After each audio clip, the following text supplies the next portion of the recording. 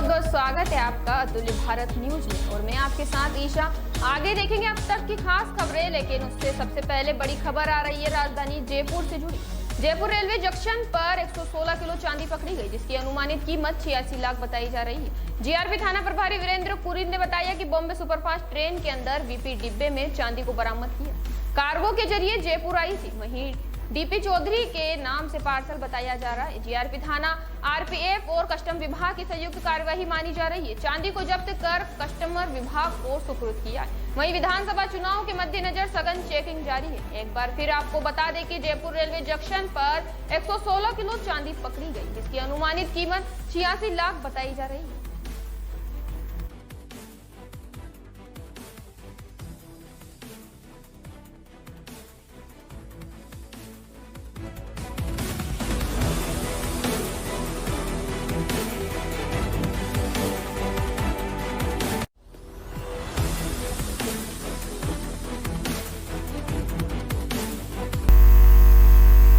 विधानसभा चुनाव को लेकर कांग्रेस व भाजपा से जुड़े लोगों में पार्टी प्रत्याशियों को लेकर उत्सुकता है। हाल में भाजपा ने अपनी पहली सूची 9 अक्टूबर को जारी करते हुए 41 सीटों पर प्रत्याशियों की घोषणा की, लेकिन कांग्रेस की ओर 15 अक्टूबर तक प्रत्याशियों की पहली सूची आने का इंतजार चल रहा है। इस बीच गुरुवार शाम से सोशल मीडिया पर कांग्रेस की एक लिस्ट वायरल हो रही, जिसमें चाकसू से अशोक तंवर सहित विधानसभा भार 48 प्रत्याशियों को टिकट देने की घोषणा की गई है।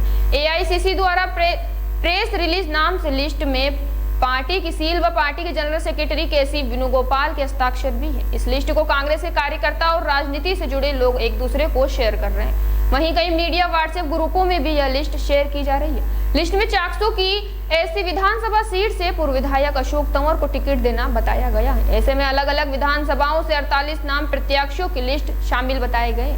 हालांकि इसकी कोई पुष्टि नहीं हुई है। ऐसे में ये फेक लिस्ट समर्थकों के द्वारा वायरल की गई। इससे पहले भी सोशल मीडिया पर भाजपा की एक लिस्ट वायरल हुई थी।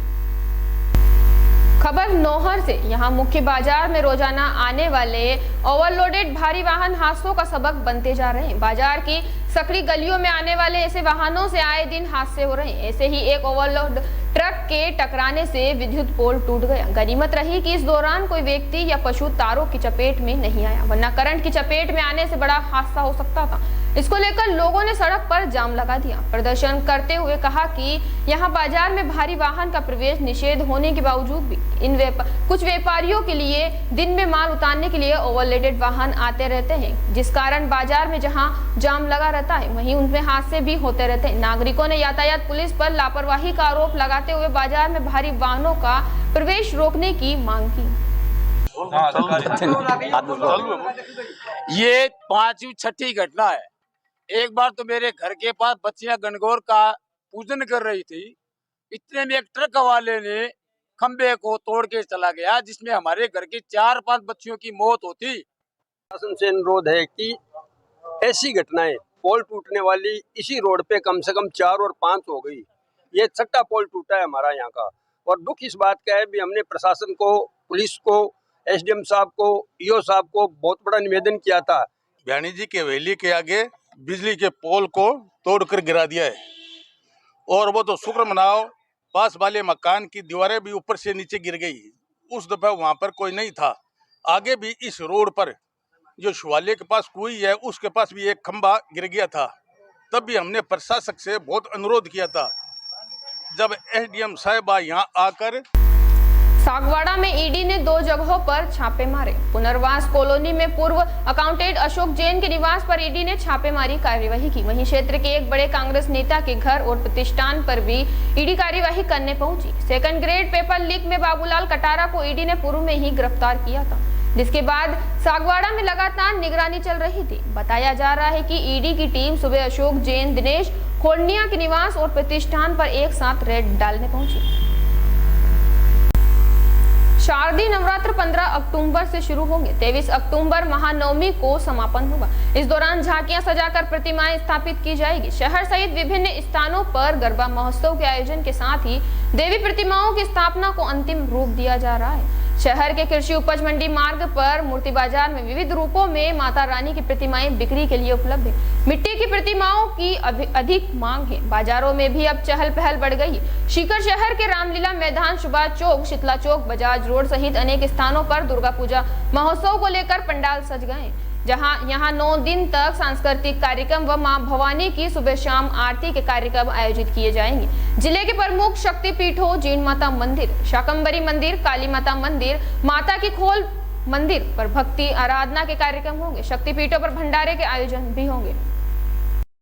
सवाई माधोपुर जिला मुख्यालय के खेल स्टेडियम दशहरा मैदान पर आज विशाल योग शिविर का आयोजन किया गया।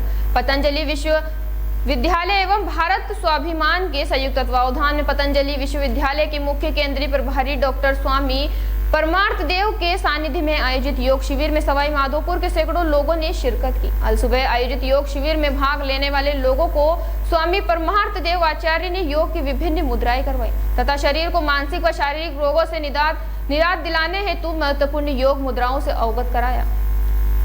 योग ऋषि श्री स्वामी जी महाराज ने, आचार्य श्री जी ने जो एक बहुत बड़ा अभियान छेड़ा है कि हमारी जो ऋषि परंपरा है, जो आयुर्वेद की, योग की, यज्ञ की, अध्यात्म की जो परंपरा है, उस परंपरा को हम घर घर पहुंचाएं।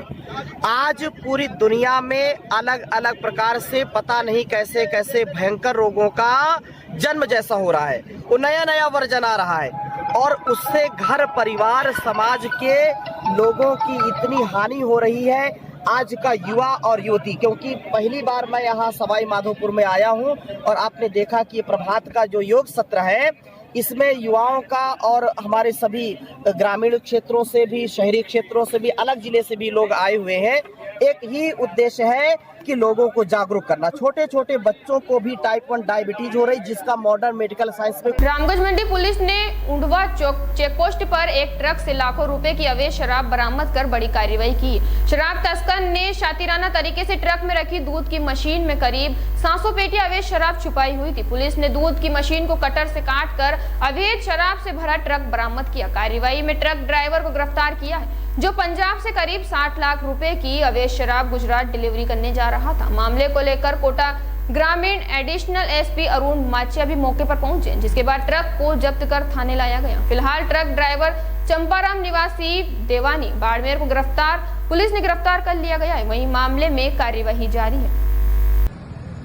उंडवा ग्राम में अंतर्राज्यीय जो नाका था, वहां पर चेकिंग के दौरान एक ट्रक में को चेक किया गया था, जिसके दस्तावेजों पर शक हुआ तो उसके दस्तावेजों को चेक किया गया। उसके बाद में उसके ने बताया ड्राइवर ने कि भाई इसके अंदर दूध बनाने की मशीन है। तो हमने उसको चेक किया तो हमें संदेह हुआ तो उसको कंटेनर था, उसके अंदर उसको कटवा कर देखा गया तो उसमें अवैध शराब भरी हुई थी।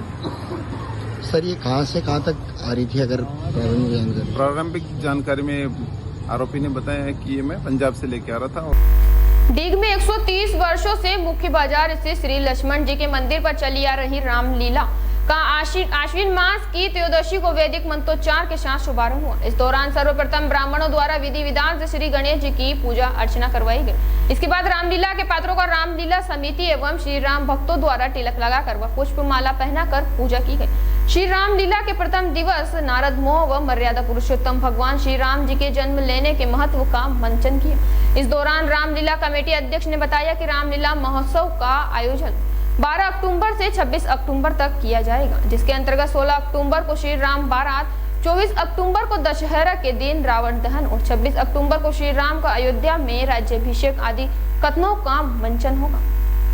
राजसमंद से बड़ी खबर, जहां राजनगर पुलिस क्रिकेट सट्टे के खिलाफ बड़ी कार्यवाही को अंजाम दिया। क्रिकेट मैच पर करोड़ों के सट्टे का भंडाफोड़ करते हुए ऑनलाइन सट्टा लगाते 9 आरोपियों को गिरफ्तार किया। वहीं आरोपियों के कब्जे से 12 mobile, 3 laptop, 10 ATM card, 10 chequebook, हिसाब के 5 रजिस्टर जब्त किए। प्रशिक्षु डीएसपी आकांक्षा चौधरी ने एसपी सुधीर जोशी के निर्देशन में कार्यवाही को अंजाम दिया। ये थी अब तक की खबरें। तब तक के लिए बने रहिए अतुल्य भारत न्यूज के साथ।